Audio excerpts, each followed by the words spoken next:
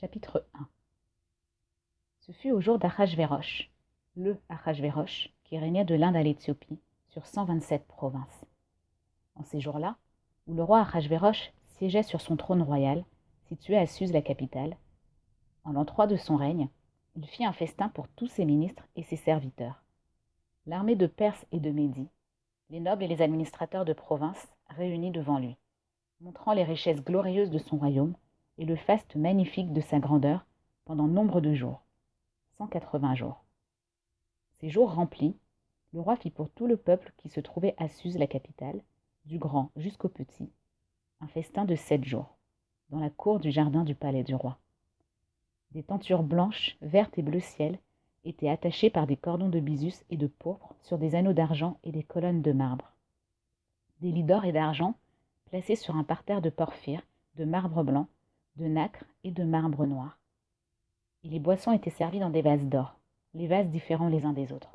Et le vin royal était abondant, selon la puissance du roi. On buvait, selon la loi, sans contrainte, car ainsi l'avait fixé le roi à tous les grands de sa maison, de faire selon la volonté de chacun. La reine Vashti, aussi, fit un festin pour les femmes dans la maison royale du roi Achashvérosh.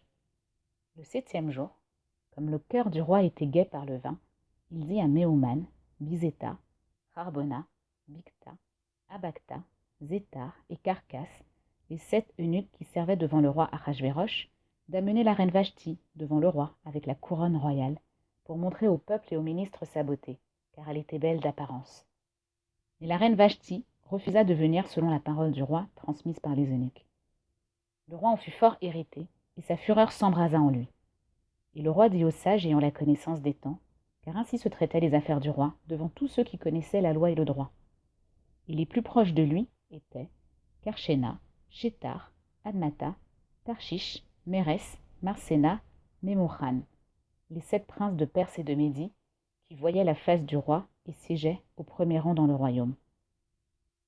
Selon la loi, que faire à la reine Vashti pour n'avoir pas fait selon la directive du roi Achashvérosh transmise par les eunuques? Et Mémouchan dit devant le roi et les princes, ce n'est pas contre le roi seulement que la reine Vashti a mal agi, mais contre tous les princes et contre tous les peuples qui sont dans toutes les provinces du roi Achashvérosh.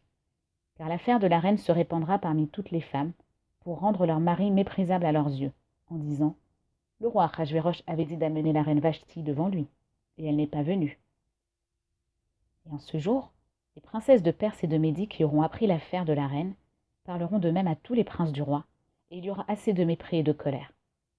Si c'est bon pour le roi, qu'un ordre royal émane de devant lui et soit écrit dans les lois de la Perse et de la Médie, immuablement, que Vashti ne viendra plus devant le roi Achashvérosh et que le roi donnera sa dignité royale à une autre meilleure qu'elle.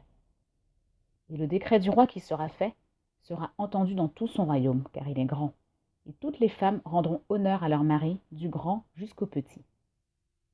La chose fut bonne aux yeux du roi et des princes, et le roi fit selon la parole de Mémouchan, et il envoya des lettres à toutes les provinces du roi, à chaque province selon son écriture, et à chaque peuple selon sa langue, portant que tout homme serait maître dans sa maison et parlerait selon la langue de son peuple.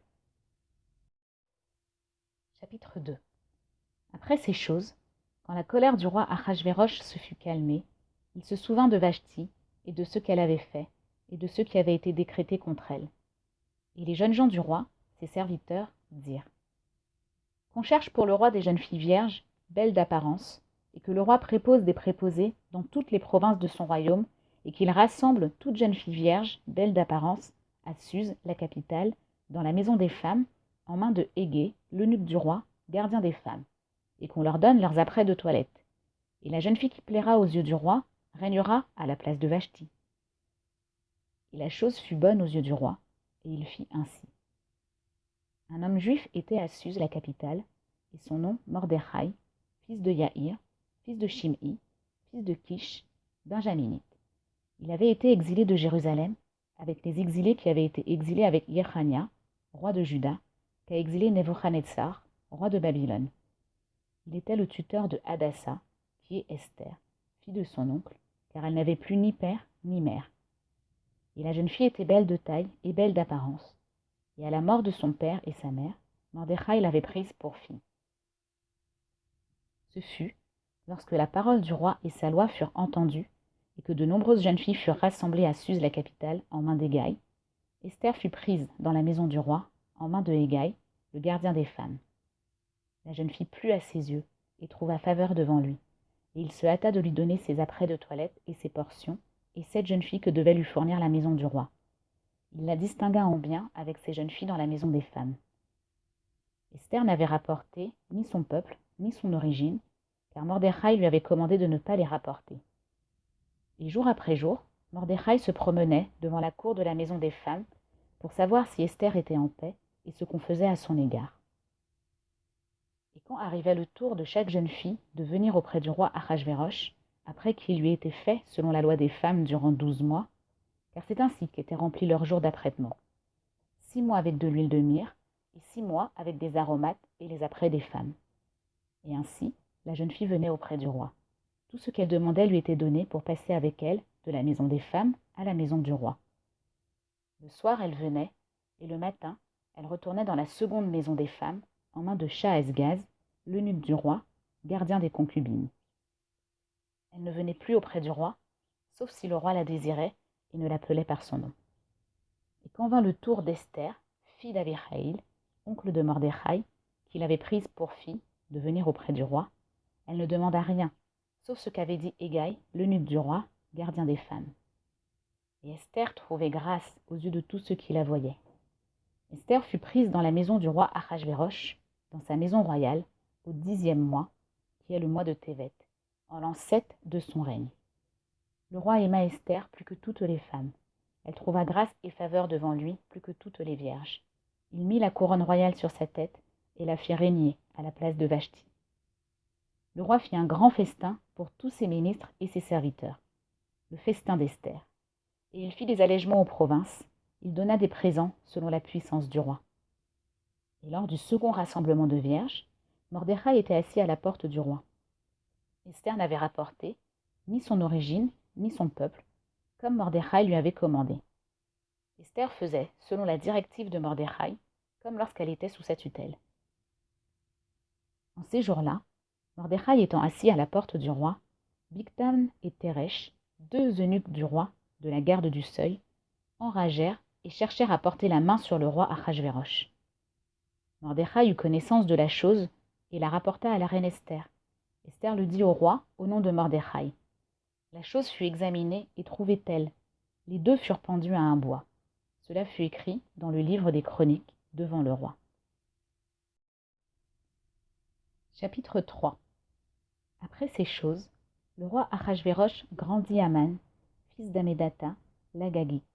Il l'éleva et plaça son siège au-dessus de celui de tous les ministres qui sont avec lui. Et tous les serviteurs du roi, se trouvant à la porte du roi, s'inclinaient et se prosternaient devant Aman, car ainsi l'avait ordonné le roi.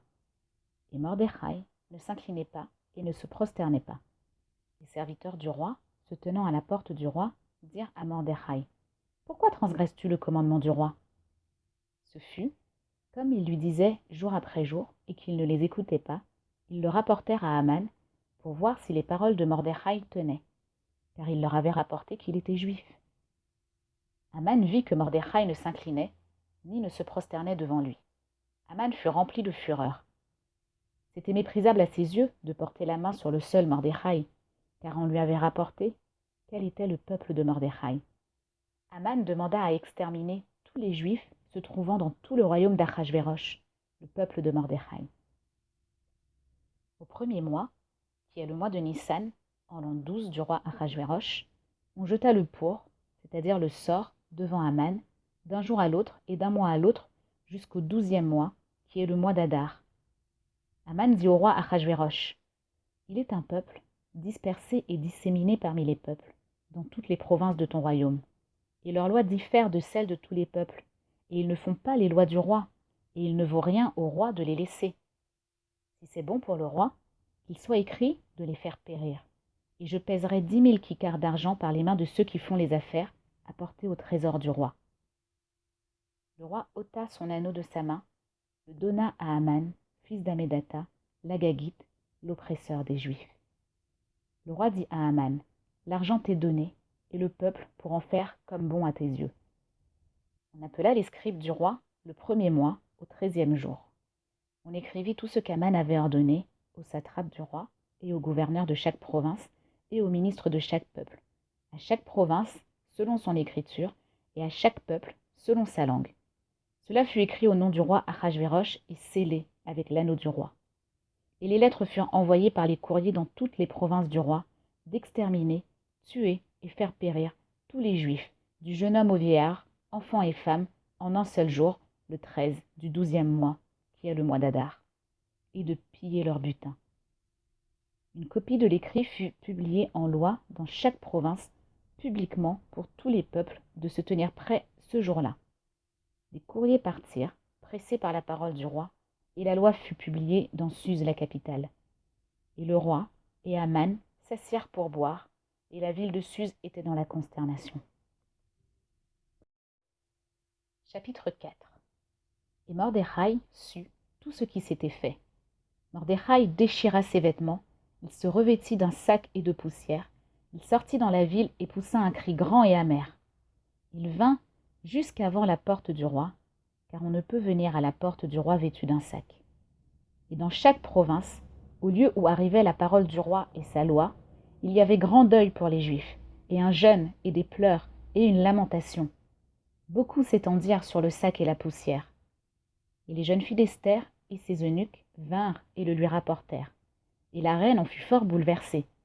Elle envoya des vêtements pour en revêtir Mordechai et pour ôter son sac de dessus lui. Il n'accepta pas. Esther appela Hathak, un des eunuques du roi qui avait été établi devant elle, et le manda à Mordechai de savoir ce que c'était et pourquoi c'était.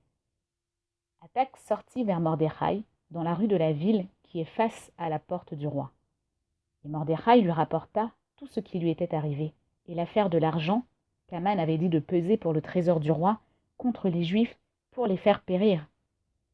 Et il lui donna la copie de l'écrit de la loi qui avait été publiée à Suse pour les exterminer, pour la montrer à Esther, et pour lui rapporter, et pour lui commander de venir vers le roi, le supplier et d'implorer devant lui pour son peuple. Hathak vint et rapporta à Esther les paroles de Mordechai. Esther dit à Hathak et le manda à Mordechai: tous les serviteurs du roi et le peuple des provinces du roi savent que tout homme ou femme qui vient vers le roi dans la cour intérieure sans y avoir été appelé, une seule loi pour lui, le mettre à mort. Seul celui-là à qui le roi tend le sceptre d'or vit. Et moi, voici 30 jours que je n'ai pas été appelé à venir vers le roi. On rapporta à Mordechai les paroles d'Esther. Mordechai dit de répondre à Esther: n'imagine pas en ton âme échapper dans la maison du roi parmi tous les Juifs, car si terre tu te tais en ce temps-ci, le soulagement et le sauvetage surgiront pour les Juifs d'autre part, et toi et la maison de ton père vous péririez. Et qui sait si ce n'est pour un temps pareil que tu es parvenu à la royauté? Esther dit de répondre à Mordechai: va, assemble tous les Juifs qui se trouvent à Suse, et jeûnez pour moi, et ne mangez pas, et ne buvez pas pendant 3 jours, nuit et jour. Moi aussi, avec mes jeunes filles, je jeûnerai de même. Ensuite, j'irai vers le roi, malgré la loi. Et si je dois périr, je périrai. Mordechai s'en alla et fit selon tout ce qu'Esther lui avait commandé. Chapitre 5. Ce fut le 3e jour. Esther revêtit les atours royaux et se tint debout dans la cour de la maison du roi, devant la maison du roi. Et le roi était assis sur son trône royal dans la maison royale, devant l'entrée de la maison. Ce fut, quand le roi vit la reine Esther, debout dans la cour, elle trouva grâce à ses yeux. Le roi tendit à Esther le sceptre d'or qui était dans sa main. Esther s'approcha et toucha l'extrémité du sceptre. Le roi lui dit: qu'as-tu, reine Esther, et quelle est ta requête? Serait-ce jusqu'à la moitié du royaume, elle te serait donnée. Esther dit: si c'est bon pour le roi, que vienne le roi avec Aman aujourd'hui au festin que je lui ai fait. Le roi dit: dépêchez Aman pour faire selon la parole d'Esther. Le roi vint avec Aman au festin qu'avait fait Esther. Le roi dit à Esther, au festin de vin: quelle est ta demande? Elle te sera donnée. Et quelle est ta requête? Jusqu'à la moitié du royaume, ce serait fait. Esther répondit et dit, ma demande et ma requête, si j'ai trouvé grâce aux yeux du roi, et si c'est bon pour le roi d'accorder ma demande et de faire ma requête, que vienne le roi avec Aman au festin que je leur préparerai, et demain je ferai selon la parole du roi. Ce jour-là, Aman sortit joyeux et le cœur heureux.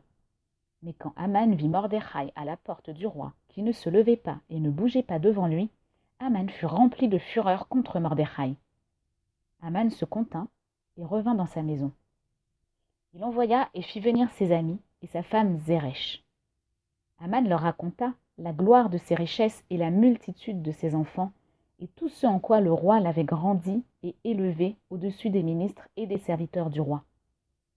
Aman dit, de plus, la reine Esther n'a fait venir nul autre que moi avec le roi à son festin qu'elle a fait, et demain aussi je suis convié par elle avec le roi. Mais tout cela ne vaut rien pour moi, aussi longtemps que je vois Mordechai, le juif, assis à la porte du roi.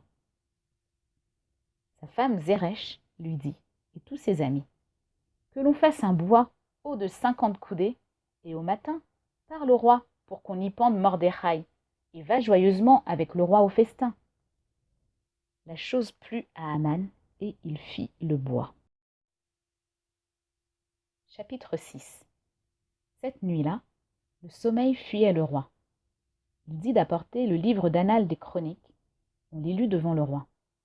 On y trouva écrit que Mordechai avait rapporté sur Bigthana et Teresh, deux eunuques du roi, de la garde du seuil, qui avaient cherché à porter la main sur le roi Achashvérosh.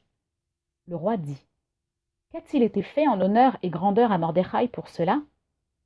Les jeunes gens du roi, qui le servaient, dirent, « Il n'a rien été fait pour lui. » Le roi dit, « Qui est dans la cour ?»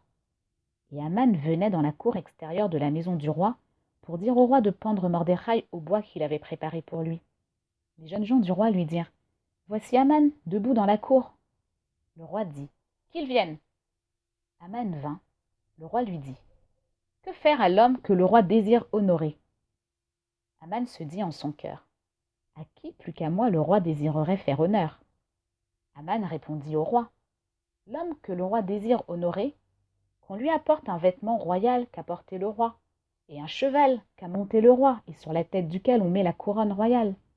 Le vêtement et le cheval seront remis aux mains de l'un des ministres du roi les plus illustres, et qu'on revête l'homme que le roi désire honorer, et qu'on le fasse monter sur le cheval dans la rue de la ville, et que l'on crie devant lui, « Ainsi est-il fait à l'homme que le roi désire honorer. » Le roi dit à Aman, « Dépêche-toi, prends le vêtement et le cheval comme tu l'as dit, et fais ainsi à Mordechai le juif, qui est assis à la porte du roi. N'omets aucune chose de tout ce que tu as dit. » Aman prit le vêtement et le cheval, il revêtit Mordechai, le fit monter à cheval dans la rue de la ville, il cria devant lui, « Ainsi est-il fait à l'homme que le roi désire honorer. » Et Mordechai s'assit à la porte du roi. Et Aman se précipita dans sa maison, endeuillé et la tête voilée. Aman raconta à sa femme, Zeresh, et à tous ses amis, tout ce qui lui était arrivé.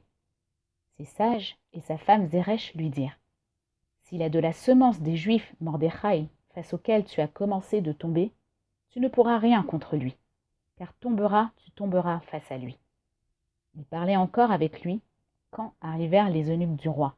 Ils pressèrent Aman pour le faire venir au festin qu'Esther avait fait. Chapitre 7. Le roi vint avec Aman pour boire avec la reine Esther. Le roi dit à Esther, le second jour aussi, au festin de vin, « Quelle est ta demande, reine Esther? Elle te sera donnée. Et quelle est ta requête? Jusqu'à la moitié du royaume, ce serait fait. » La reine Esther répondit et dit, « Si j'ai trouvé grâce à tes yeux, roi, et si c'est bon pour le roi, que mon âme me soit donnée à ma demande, et mon peuple à ma requête. Car nous avons été vendus, moi et mon peuple, pour être exterminés, tués et pour périr. Et si nous avions été vendus en tant qu'esclaves et servantes, je me serais tue. Mais non, l'oppresseur n'évalue pas le dommage causé au roi. » Le roi Achashvérosh dit. Il dit à la reine Esther, « Qui est-il et où est-il, celui dont le cœur s'est rempli pour faire ainsi ?» Esther dit, « L'homme, oppresseur et l'ennemi, c'est Aman, ce méchant. » Et Aman fut terrifié en face du roi et de la reine. Et le roi se leva dans sa fureur du festin de vin vers le jardin du pavillon. Et Aman se leva pour faire requête de sa vie à la reine Esther, car il voyait que son malheur était résolu par le roi. Et le roi revint du jardin du pavillon à la maison du festin de vin, et Aman était tombé sur le lit sur lequel était Esther. Et le roi dit, « Va-t-il aussi faire violence à la reine avec moi dans la maison ?» La parole sortit de la bouche du roi, et on voila la face d'Aman. Harbona, l'un des eunuques, dit devant le roi, « Voici aussi le bois qu'Aman a fait pour Mordechai, qui a parlé pour le bien du roi. Se dresse dans la maison d'Aman haut de 50 coudées. » Le roi dit, « Qu'on l'y pende !» On pendit Aman sur le bois qu'il avait préparé pour Mordechai, et la fureur du roi s'apaisa. Chapitre 8. Ce jour même, le roi Achashvérosh donna à la reine Esther la maison d'Aman, l'oppresseur des Juifs. Et Mordechai vint devant le roi, car Esther lui avait rapporté ce qu'il était pour elle. Le roi ôta son anneau, qu'il avait repris à Aman, et le donna à Mordechai. Et Esther préposa Mordechai sur la maison d'Aman. Esther rajouta et parla devant le roi. Elle tomba à ses pieds, pleura et le supplia d'écarter le mal médité par Aman l'Agagite et son dessein qu'il avait pensé contre les Juifs. Le roi tendit le sceptre d'or à Esther. Esther se leva et se tint debout devant le roi. Elle dit, « Si c'est bon pour le roi, et si j'ai trouvé grâce devant lui, et si la chose est convenable devant le roi, et que je sois moi-même agréable à ses yeux, qu'on écrive de révoquer les lettres du dessein d'Aman, fils d'Amédatha, l'Agagite, qu'il a écrites pour faire périr les Juifs qui sont dans toutes les provinces du roi. Car comment pourrais-je voir le malheur qui atteindrait mon peuple, et comment pourrais-je voir la ruine de ma patrie ?» Le roi Achashvérosh dit à la reine Esther et à Mordechai le Juif, « Voici, la maison d'Aman, je l'ai donnée à Esther, et lui, on l'a pendu au bois pour avoir porté sa main contre les Juifs. Et vous, écrivez aux Juifs au nom du roi, comme il sera bon à vos yeux, et scellez-le avec l'anneau royal, car un écrit au nom du roi et scellé de l'anneau du roi ne peut être révoqué. » On appela les scribes du roi sur le moment même, au 3e mois, qui est le mois de Sivan, le 23. Selon tout ce que Mordechai ordonna, on écrivit aux Juifs et aux satrapes et aux gouverneurs et aux ministres de province qui vont de l'Inde à l'Éthiopie, 127 provinces. À chaque province selon son écriture, et à chaque peuple selon sa langue, et aux Juifs selon leur écriture et leur langue. On écrivit au nom du roi Achashvérosh, on scella avec l'anneau du roi. Les lettres furent envoyées par des courriers à cheval montés sur des coursiers royaux, des chevaux de haras, déclarant que le roi donnait aux Juifs qui sont dans chaque ville de s'assembler et de se dresser pour leurs âmes, d'exterminer et de tuer et de faire périr toute armée populaire ou de province qui les oppresserait, eux, leurs enfants et leurs femmes, et de piller leur butin. En un seul jour, dans toutes les provinces du roi Achashvérosh, le 13 du 12e mois, qui est le mois d'Adar. Une copie de l'écrit fut publiée en loi dans chaque province, publiquement, pour tous les peuples, afin que les Juifs soient prêts pour ce jour-là à se venger de leurs ennemis. Les courriers montés sur les coursiers royaux, les chevaux de haras, partirent en hâte et pressés par la parole du roi. Et la loi fut publiée dans Suse, la capitale. Et Mordechai sortit de devant le roi, en vêtements royaux bleu, azur et blanc, et une grande couronne d'or, et un manteau de bisus et de pourpre. Et la ville de Suse jubila et se réjouit. Pour les Juifs, c'était lumière et joie, et allégresse et honneur. Et dans chaque province, et dans chaque ville, au lieu où arrivait la parole du roi et sa loi, il y avait joie et allégresse pour les Juifs, festin et jours de fête. Et beaucoup parmi les peuples du pays se firent Juifs, car la peur des Juifs tomba sur eux. Chapitre 9. Et au 12e mois, qui est le mois d'Adar, au 13e jour, où la parole du roi et sa loi allaient être exécutées, au jour où les ennemis des Juifs comptaient les dominer, c'est l'inverse. Ce sont les Juifs eux-mêmes qui dominèrent leurs ennemis. Les Juifs s'assemblèrent dans leurs villes, dans toutes les provinces du roi Achashvérosh, pour porter la main sur ceux qui cherchaient leur malheur. Et personne ne se dressa devant eux, car leur peur était tombée sur tous les peuples. Et tous les ministres de province et les satrapes et les gouverneurs et ceux qui font les affaires du roi soutinrent les Juifs, car la peur de Mordechai était tombée sur eux. Car Mordechai était grand dans la maison du roi, et sa renommée se répandait dans toutes les provinces. Car l'homme Mordechai allait en grandissant. Les Juifs frappèrent tous leurs ennemis par l'épée en tuant et faisant périr. Ils firent, selon leur gré, à ceux qui les haïssaient. Et à Suse, la capitale, les Juifs tuèrent et firent périr 500 hommes, et Parchandata, et Dalphon, et Aspata, et Porata, et Adalia, et Aridata, et Parmashta, et Arisai, et Aridaï, et Vaïzata, les 10 fils d'Aman, fils d'Amédata, l'oppresseur des Juifs. Ils les tuèrent, mais ne portèrent pas la main sur le butin. En ce jour-là, le nombre des tués à Suse, la capitale, parvint au roi. Le roi dit à la reine Esther, « À Suse, la capitale, les Juifs ont tué et fait périr 500 hommes et les 10 fils d'Aman. Qu'ont-ils fait dans le reste des provinces du roi? Et quelle est ta demande? Elle te sera donnée. Et quelle est encore ta requête? Et ce sera fait. » Esther dit, « Si c'est bon pour le roi, qu'il soit aussi donné demain aux Juifs de Suse de faire selon la loi d'aujourd'hui, et que les 10 fils d'Aman soient pendus au bois. » Le roi dit de faire ainsi. Et une loi fut publiée à Suse. Et les 10 fils d'Aman furent pendus. Les Juifs qui étaient à Suse s'assemblèrent aussi le 14e jour du mois d'Adar et tuèrent à Suse 300 hommes, et ils ne portèrent pas la main sur le butin. Et le reste des Juifs qui étaient dans les provinces du roi s'assemblèrent et se dressèrent pour leurs âmes et se reposèrent de leurs ennemis et tuèrent 75 000 de ceux qui les haïssaient, et ils ne portèrent pas la main au butin. Le 13e jour du mois d'Adar, ils se reposèrent le 14 et en firent un jour de festin et de joie. Et les Juifs qui étaient dans Suse s'assemblèrent le 13 et le 14 et se reposèrent le 15 et en firent un jour de festin et de joie. C'est pourquoi les Juifs des campagnes qui habitent des villes ouvertes font le 14e jour du mois d'Adar, joie et festin et jour de fête, et s'envoient des parts l'un à l'autre. Mordechai écrivit ces choses, envoya des lettres à tous les Juifs qui étaient dans toutes les provinces du roi Achashvérosh, les proches et les éloignés, d'accomplir pour eux, de faire le 14e jour du mois d'Adar et le 15 année après année, comme des jours où les Juifs s'étaient reposés de leurs ennemis, et le mois où s'est inversé pour eux l'affliction en joie, et le deuil en jour de fête, d'en faire des jours de festin et de joie, et d'envoi de parts l'un à l'autre, et de dons aux pauvres. Et les Juifs acceptèrent ce qu'ils avaient commencé de faire, et ce que leur avait écrit Mordechai. Car Aman, fils d'Amédata à la Gagite, l'oppresseur de tous les Juifs, qui avait pensé faire périr les Juifs, et jeta le pour, c'est-à-dire le sort, pour les détruire et les faire périr. Et quand cela parvint devant le roi, il dit par lettre que son mauvais dessein qu'il avait pensé contre les Juifs revienne sur sa tête. Et on le pendit et ses fils au bois. C'est pourquoi on a appelé ces jours Purim, selon le nom de Pour. C'est pourquoi, selon toutes les paroles de cette missive, et de tout ce qu'ils avaient ainsi vu et de tout ce qui leur était arrivé, les Juifs accomplirent et acceptèrent pour eux et pour leurs semences et pour tout ce qui se rallierait à eux, immuablement, de faire ces 2 jours selon leur écrit et selon leur temps, d'année en année. Et on se souvint de ces jours et on les fait de génération en génération, et de famille en famille, et de province en province, et de ville en ville, et ces jours de Purim ne passeront pas parmi les Juifs, et leur souvenir ne cessera pas pour leurs semences. La reine Esther, fille d'Abihaïl, écrivit, avec Mordechai le Juif, avec toute autorité, d'accomplir cette seconde missive de Purim.